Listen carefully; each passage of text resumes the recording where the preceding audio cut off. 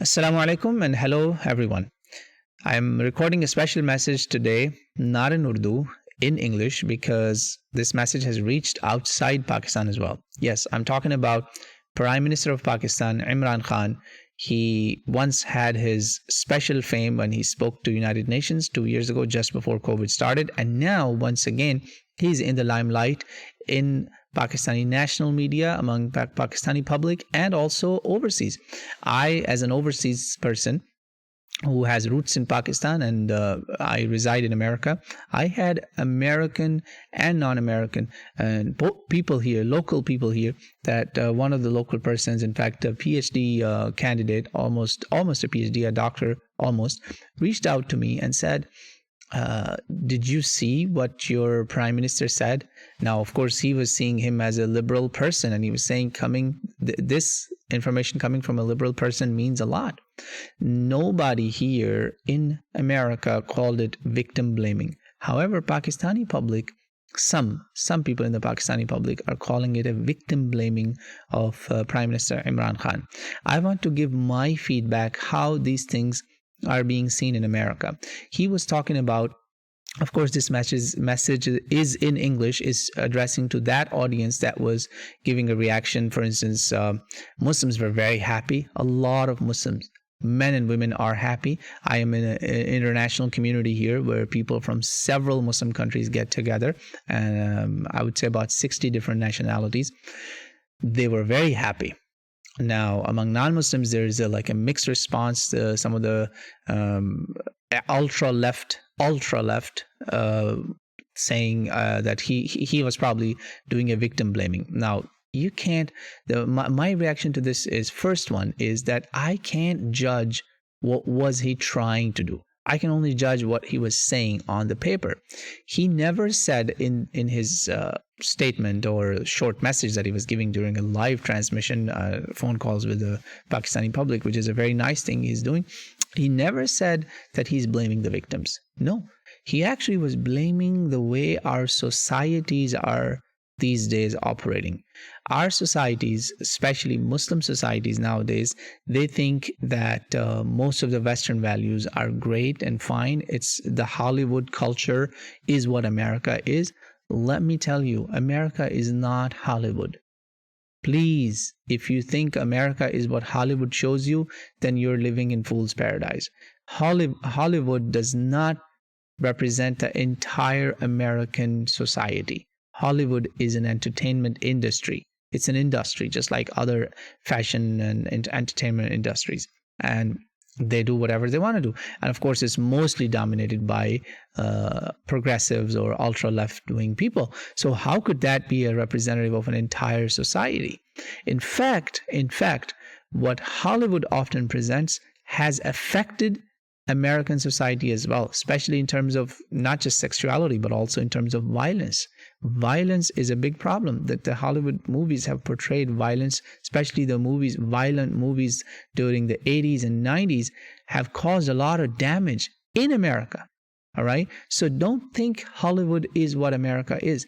Problem with the Pakistani or Indian cultures is that Imran Khan is so right, is spot on. And I've seen this, that something is shown in Hollywood, then it's copied in Bollywood, then from Bollywood it goes to India, Pakistan and Bangladesh and other Muslim countries also. And they present their version of that too. Come on. It's like someone wore, like I'm wearing a coat.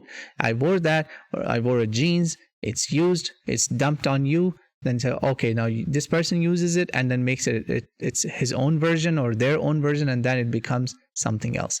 Don't do that. You know, this society, the openness of this society has its own pros and cons. And remember, there are very strict rules and regulations here, and still we are facing a disaster in American entertainment industry. It's called Me Too movement. It's a disaster, and it's only tip of the iceberg. They have only labeled as one guy is like a scapegoat. What's his name? I forgot his name. Weinstein. They labeled him as a scapegoat. Believe me, this is just the tip of the iceberg. Hollywood has literally ruined some kids' lives. Just look at the life of child stars. What's going on with them now? All the like Home Alone stars and all the people who were child stars. Some of them were horrified. They were sexually manipulated in very, very little ages. I mean, it's shocking. I can present to you dozens and dozens of interviews of actors and actresses that when they were doing certain acts or certain roles as kids, they were exposed to all kinds of extreme nonsense, which is nonsense to American culture too. Yes. So our society needs to understand that. For instance, after the aftermath of Me Too movement is, in fact, it was already in place in a lot of places, that people, for instance, I'm a lecturer. I lecture in the universities. I teach as a teacher, and also sometime as a doctoral student, as a PhD student. I cannot meet behind closed doors where no third person can come in a non-professional setup and also in a non-professional attire with my own faculty or with my own students, depending on which hat I'm wearing. All right? This is happening in America, and I was told this long before Me Too movement.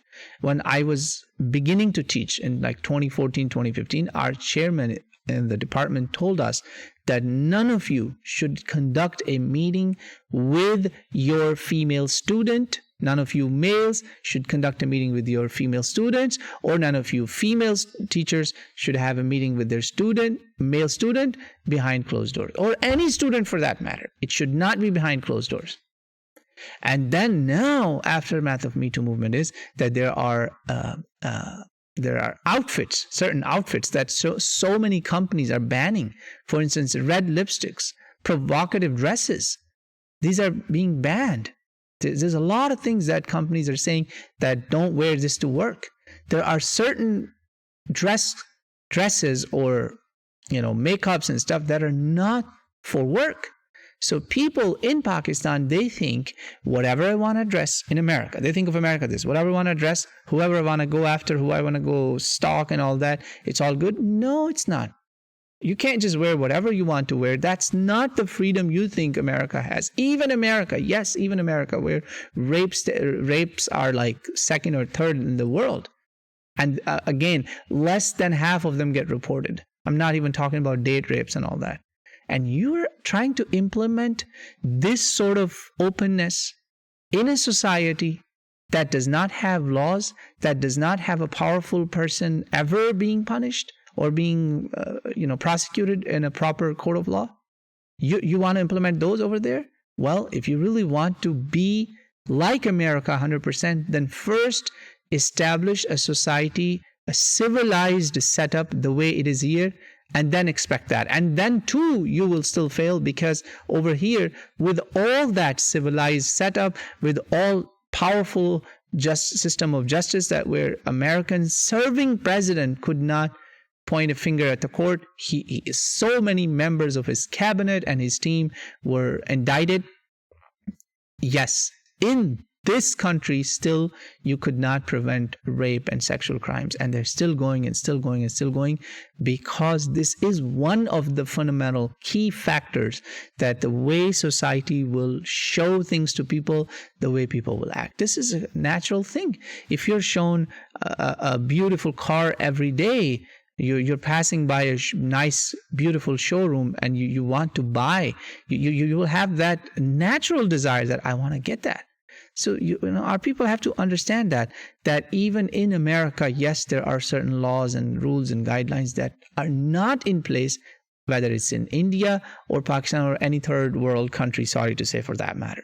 So really, all the activists, the ultra left-wing people, don't act like fascist people. You want to see the world in your colors. Where were all these people when they were criticized? People were making fun of Imran Khan's wife just because she covers. You have the right to go out in rallies half naked and exposing yourself and dirty slogans and all of that. You have the right to do that. Oh, you have freedom.